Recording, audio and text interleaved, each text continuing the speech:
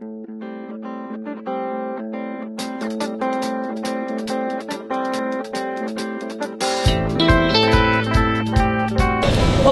eu sou Iólia Mâncio, vocalista da banda Gente, mulher preta, feminista, moradora da Baixada Fluminense.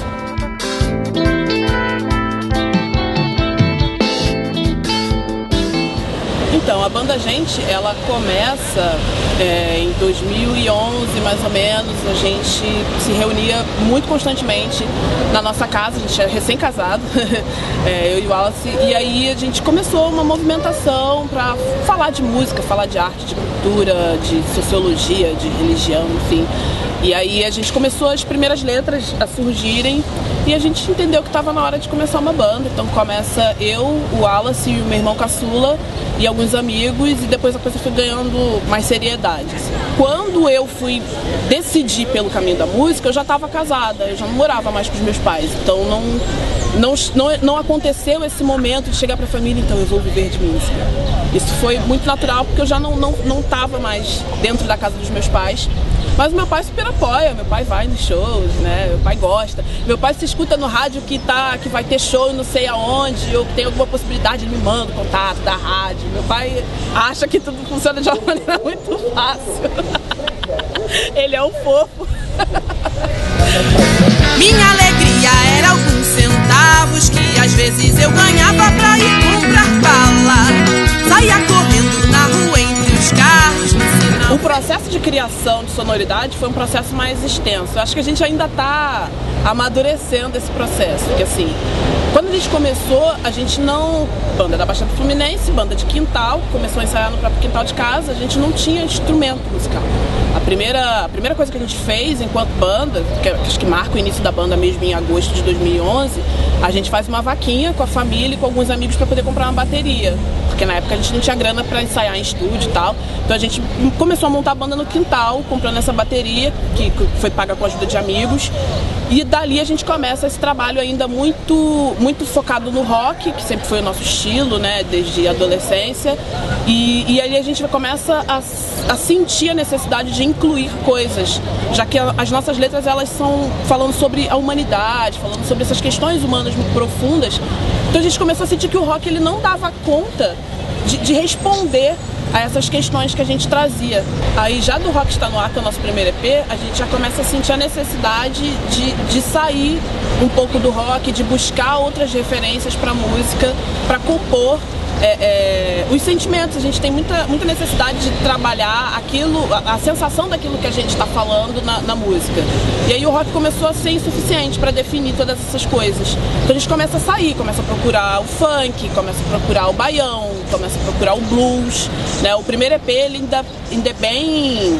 Ele começa a dar esse sinal, né, de que a gente ia sair, e aí a gente chega no Somos Todos Silvas buscando essas referências periféricas, que a gente está cheio delas aqui na Baixada, né? A Baixada é uma região que ela é formada de uma maneira muito heterogênea, a gente recebeu muita gente do Nordeste, então a gente tem uma miscelânea de sons que perpassam a gente na esquina de casa, assim.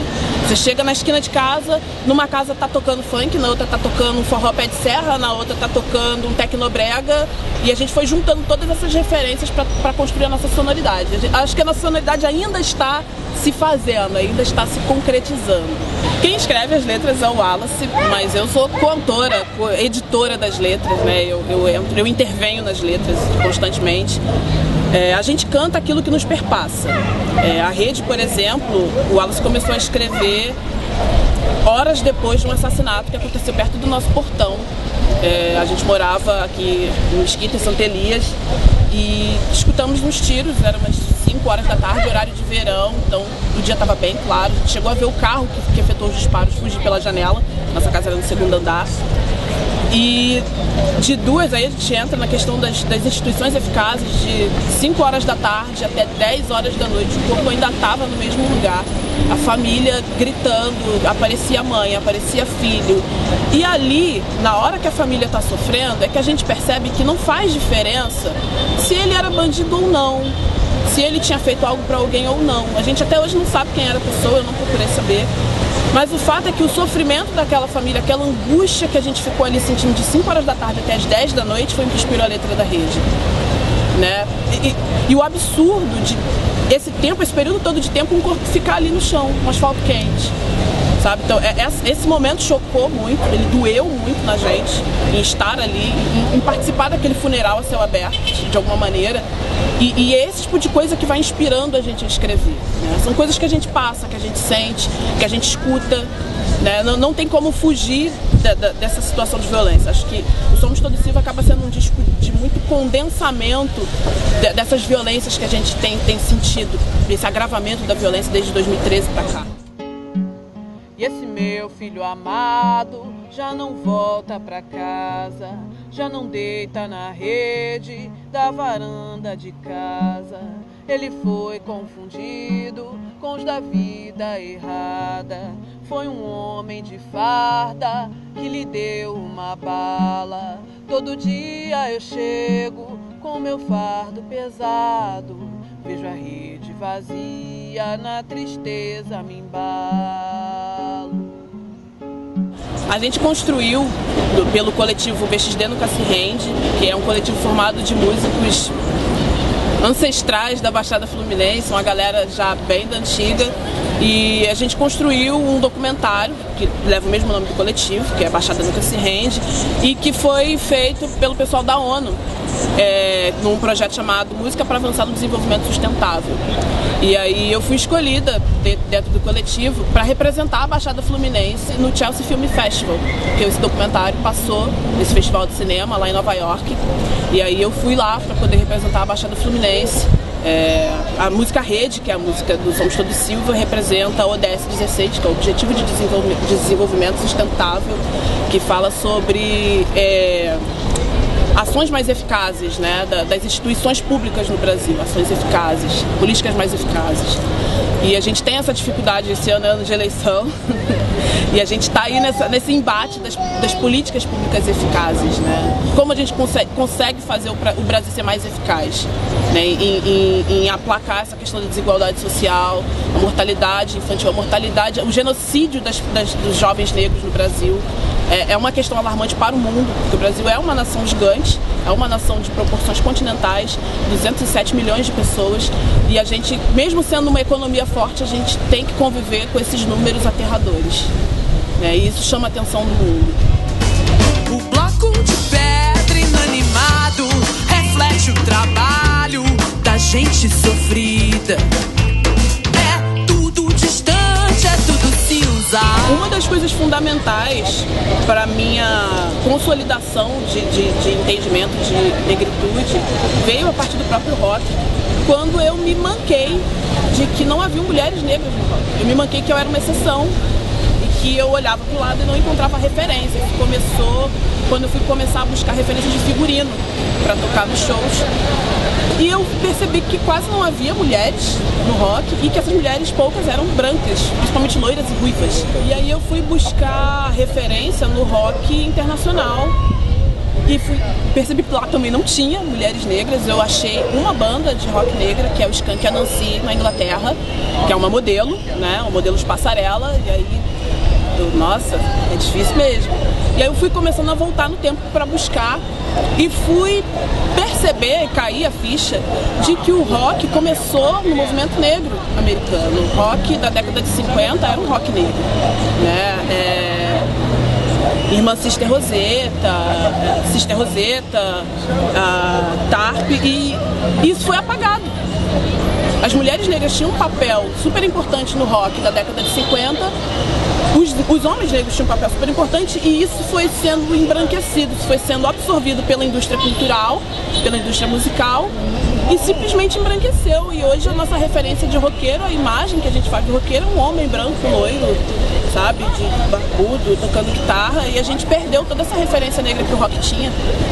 E aí isso me fez parar mais e prestar mais atenção no afro-rock, sabe? Esse conceito de afro-rock que a gente tem tentado levantar a partir da nossa sonoridade, de trazer o rock, de trazer de volta para o rock essas referências da musicalidade negra, de trazer de volta o atabaque, de trazer de volta a percussão para o rock, como uma maneira de não deixar isso morrer, de acordar outra vez para essa realidade, né? E a gente fez playlists, tem playlists na internet com esse nome, Afro Rock, e a gente vai tentando resgatar isso, né? E aí eu tenho inclusive uma playlist que eu fui resgatando mulheres negras do rock mundial, né? Aí tem lá várias mulheres de bandas que eu nem mal lembro o nome, mas eu fui catando, porque acho que é um exercício que a gente precisa fazer, né? De não deixar toda uma história se perder e enfrentar esse embranquecimento que foi acontecendo ao longo do tempo. A Lucy deixa olhar as mazelas da história. Sim, existe muita questão hoje com essa coisa do empreendedorismo, porque ao mesmo tempo que é um pouco oportunista toda essa questão de empreendedorismo com gente que está ferrada, né, que tá todo mundo na maior dificuldade, é sim necessário. Eu acho que o brasileiro tem muito pouco costume de acreditar numa ideia e investir nela. É importante o empreendedorismo na música. Eu acho que na música é o lugar mais importante, porque toda a indústria musical mudou a sua forma de fazer. A indústria musical não funciona mais como funcionava nos tempos das gravadoras e dos discos e dos CDs de ouro, de platina. A coisa hoje funciona em outro ritmo, em outra frequência.